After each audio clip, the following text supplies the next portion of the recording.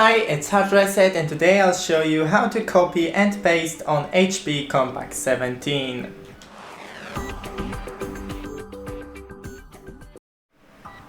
First, I'll go into a browser just to show you and open two tabs.